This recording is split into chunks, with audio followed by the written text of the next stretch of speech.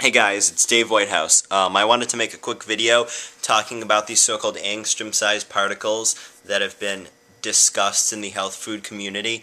It seems to me, because I have 2 years of experience, 2 years of knowledge in working with a lot of this microchemistry, microclusters, nanoparticles, colloids, souls, different things like that, it seems to me like a lot of this information going around about angstrom particles is either deception or somebody is confused about what's going on here. The first thing that I want to explain is an angstrom-sized particle is very, very small. It's pretty much the size of an atomic radius or atomic diameter. So it's about 1 times 10 to the negative 10 meters in size. So if you're talking about angstrom-sized particles, it's really a misnomer, because at the angstrom size range, you're pretty much talking about individual atoms. Maybe microclusters, which would be small clusters, less than 100 or 200 atoms. But for the most part, such clusters are nearly impossible to produce. Now, there has been some work that's been done on what are called fullerenes, which are 60 or 70 carbon atoms, but that's very sophisticated. It's done in national laboratories. It's not something that you can really purchase. So I wanted to just point out the error that some of these companies are making in calling some of their products angstrom size, and I'm going to do that by showing you some of the websites of some of these companies who are making these advertisements on my television screen. So first of all, I'm going to show you a Wikipedia page on angstroms. This is in the corner over here. You can see what I was describing. This is the SI unit. Actually, if you look down here, 1 times 10 to the negative 10 meters, that's the size we're talking about. Now I want to go to one particular company I've been reading about. I learned about through one of Truth Calkins's friends, who, as some of you may know, is one of the gurus in the health food community. So what I want to point out here is this is so-called mineral supplement that this company is selling. It's called Vitality Boost. It's full of and humic acid, and there's a comment here that's particularly germane. The average plant-derived mineral is less than 0.00001 micron in size. Now, a micron is actually the same as a micrometer, so it's 1 times 10 to the negative 6 meters. So what I just showed you was 0.00001, which would be 1 angstrom. So what they're saying is their material is less than 1 angstrom in size. And then they make another comment after that, conceivably the size of a red blood cell. That is completely wrong, because a red blood cell is much, much larger than the size of an atom. A blood cell is 6 to 8 micrometers, or 6 to 8 microns in size, which just tells you right off the bat that they're totally confused about what they're saying here.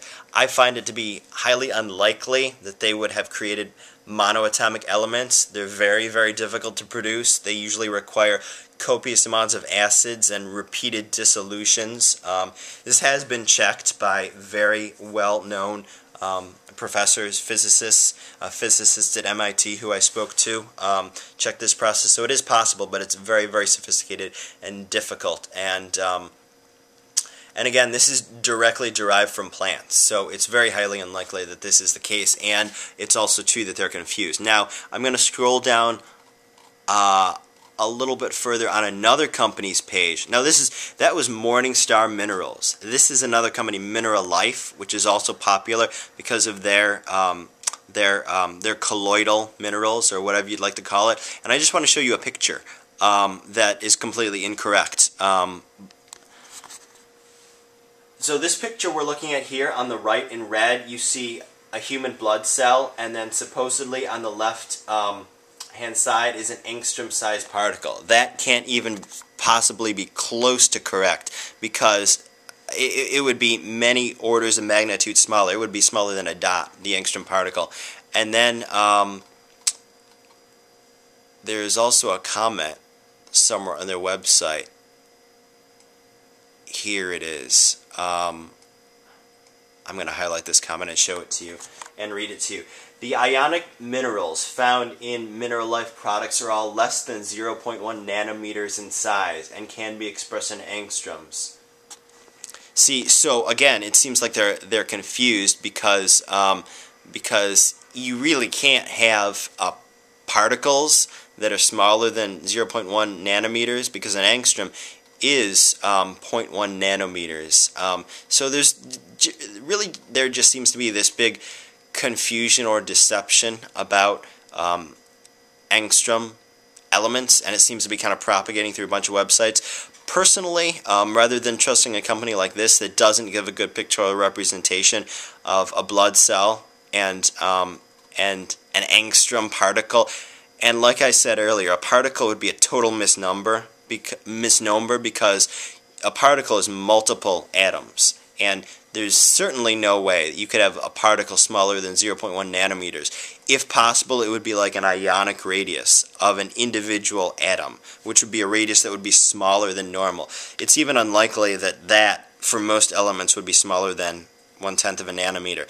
So it's really more likely that they're much bigger, and they're probably closer to these so-called angstrom particles are probably much closer to what the first website that I showed you represented, which is something that is about the size of a red blood cell, which is maybe 5 or 1 microns in diameter, which is about the size of the particles you get from filtering something like coffee, or in beer, for example. The yeast particles, the yeast bacteria are 3 or 4 microns. So what they're emitting is going to be a little bit smaller than that. So you can see that there's a trend here, not to diverge too much, but there's a trend here in the psychoactivity and the bioavailability and the bioactivity of particles and their size. The smaller they are, the more bioeffective they seem to be. Anyways, what I want to point out to you guys is another website of a company that does seem to know what they're doing. This is a company that I've bought from before. They're purestcolloids.com, and they sell nanoparticle. And by the way, companies that say nanoparticle are probably more scientific and trustworthy than most of these companies that use the term angstrom, because as I just said, they're kind of confused about what they're doing. So I'm going to go to one of the visualizations they have on their web page, just kind of describing their particles, and just show that to you. This is a visualization they have, and I'm going to kind of skip through, because I only have 10 minutes here. So this is, fleas. It's the head of a nail. What I want to point out over here are the red blood cells, and the red blood cells. Notice how much bigger they are than these are their particles. What they're selling. These are about 0.7 nanometers, and they're maybe 8, 9, 10, 12, 15 atoms, individual atoms, and I just want to show you the difference again between those particles, which are practically, they are invisible compared to the red blood cells. So the other picture that you saw is completely incorrect. It's not a good representation, and the text on the previous website was not a good representation either. Now, just to show you a little bit more about this company, I'm going to show you more. That was their silver product. I'm going to show you a little bit more about their silver, just to kind of confirm what I'm saying. They actually have had an assay done, which actually will show you the size distribution. They actually hired an outsized company to